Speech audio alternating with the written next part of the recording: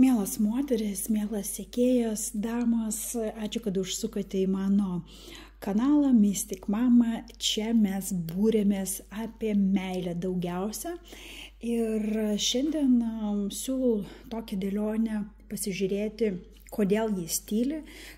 Galbūt tai yra pabaiga, o gal tik tai pauzė. Būtent apie tai šiandienos būrimas. Kviečiu pagalvoti apie savo išrinktąją pusę, apie įsivaizduoti, kaip jis atrodo, iššaukti jo vaizdą savo mintyse, galite garsiai ištarti jo vardą, susikoncentruotis, ir pasižiūrėsime, kągi jis iš tikrųjų šiuo metu galvoja, ką jis šiuo metu jaučia jums ir kokie jo veiksmai per artimuosius iki, sakykime, mėnesio laikotarpį, mėnesio laikotarpį ir imsis kažkokių tai veiksmų. Pas mane šiandien dega čakrų žvakė su nuostabiais kristalais viduje. Tokią ar panašias žvakės jūs galite rasti mano elektroninėje parduotuvėje mysticmama.lt. Kviečiu užsukti. O mes pradedame dėlionę, jo mintis, jo jausmai ir jo veiksmai per artimasias 4 savaitės, mėnesį paimkime. Mėnesio laikotarpį. Taip, pasižiūrim. Iš karto atversim kortas. Taip.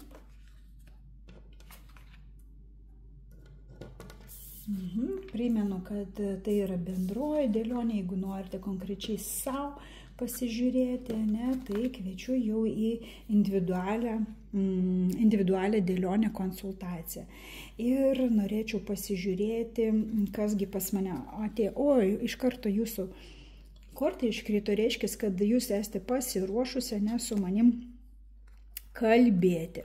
Atėjo mergina, kuri staigiai kažkaip taip aštriai reaguoja šitą situaciją, labai pergyvenate, svajojate, pasiilgote, jo emocijos užplūsta, ir galite ypač naktimis, vakarais, tamsiuoju laikotarpiu, apie jį labai labai galvoti, nepaleidžia, jis nepaleidžia jūsų. Ir tiesiog kažkoks tai kaip apsėstoji, galima sakyti, jaučiatės, kad Ir šiaip jūs esate, pasižiūrėkite, netoli vienas nuo kito. Tai reiškia, vis tiek kažkoks tai arba bendravimas yra, arba galbūt jūs matote vienas kitą, arba labai, jeigu net nesimatote, bet jaučiate vienas kitą. Ir kartais mes moteris galime suprasti, kad tikrai jaučiu, kad vyrukas irgi apie mane galvoja, bet kažkodėl tai nerašo, kažkodėl tai tyli. Jis šiaip tylėtai tyli, bet labai taip liūdėti galbūt neliūdį, galima sakyti, nes jo kortos, pasižiūrėkite, jis yra arba buvo kažkokiam tai baliui, arba tarp tokio, gražios aplinkos ir šiuo metu galbūt labiau žiūri į medį, reiškia, galbūt užsiima savo šeimos, giminės reikalais, o galbūt užsiima ir savo sveikata. Po baliuko, po kažkokios gražios šventės, galbūt gimtadienį šventė savo ar draugų. Tai Gerai, pasižiūrim jo mintis. Kokiasgi jo mintis? Jo mintis tokios,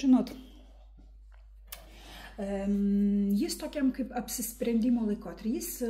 Jo mintise yra, kaip minėjau, gali būti ir draugai, ir kažkokia tai, jis galvoja, suka tas mintis kažkaip, kaip jam čia išsisukti iš dabartinės situacijos, apgauti ir panašiai. Kodėl apgauti? Nes lapė, tai yra apgavystės korta apie tai, kad nelabai aš noriu tiesiai šviesiai kalbėti apie savo mintis. Ir aišku, tas sprendimas. Dar man nelabai patinka šita korta, nes ji, taip, tai yra apie sprendimų kortą, tai yra kelionių kortą, bet taip pat tai gali reikšti, kad jo, sakykime, mintise ne tik jūs esate, ne? Yra galbūt ir kita mergina arba moteris, apie kurią jis galvoja, svarsto. Tai vat mintis tokios, žinot, padrikusios, galbūt jis labai klausosi savo draugų, kurie, na, kažkaip taip savaip jie jam patarė.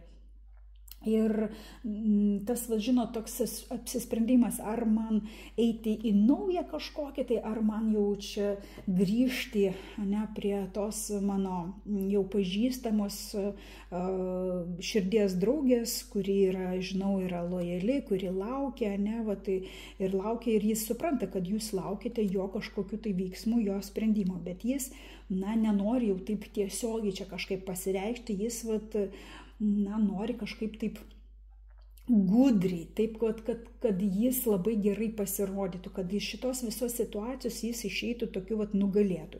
Tai tokias mintis, žinot, apie jį ir apie jūs, ir apie kitas, ir apie kaip man čia vat, tai vat prasisukti.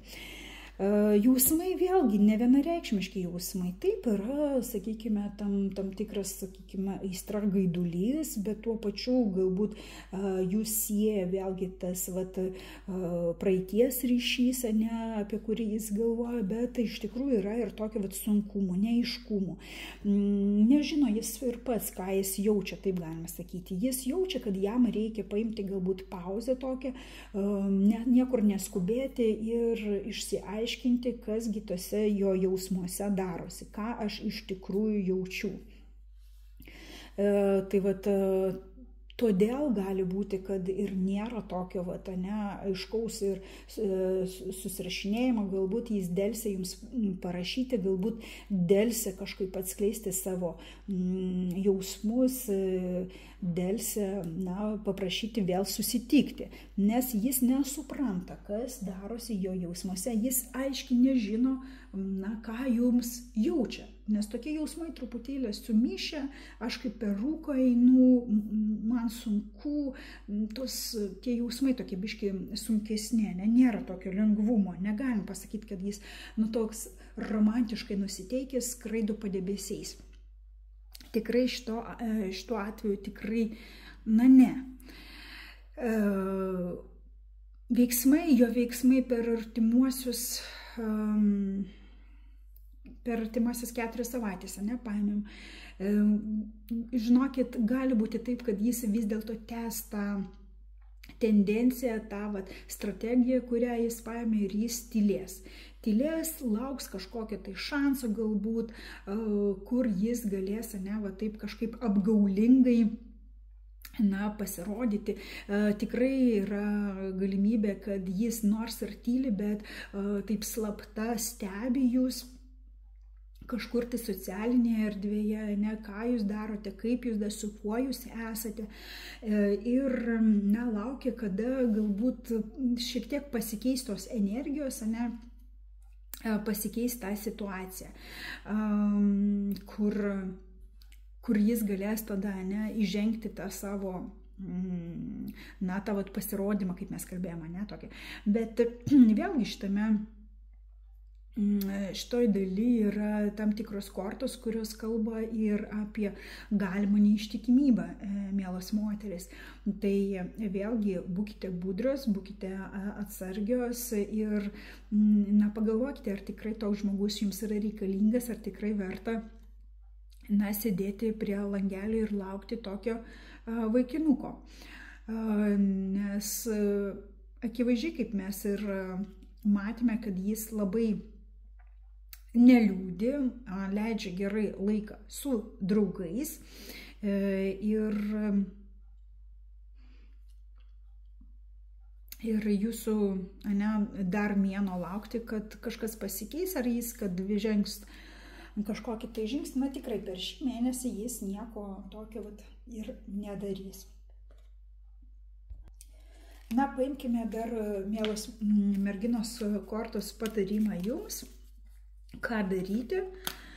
Na taip, pagalvokite, čia kortos yra pagalvokite, paanalizuokite, galbūt reikia su šaltu protu atsisėsti, viską surašyti, žinot, pliusai, minusai ir, taip sakoma, ne emocijos, bet šaltai, taip racionaliai pasižiūrėti į šią situaciją, pasižiūrėti ne į tai, ką kalbėjo vaikinas, bet tai, ką darė vaikinas ir padaryti tam tikras išvadas. Kortos čia kalba apie tai, būkite racionalios, būkite protingos, paanalizuokite šią situaciją, galbūt ji tikrai neverta jūsų dėmesio, jūsų emocijų, kurias jūs labai įdedate į šią situaciją. Tai buvo tokia šiandien dėlionė. Jeigu jums reikia asmeninio patarimo, kviečiu rašyti asmeniškai man, visi kontaktai bus šio video aprašyme. Linkiu jums gražių dienų ir susitiksime kitame video. Ate.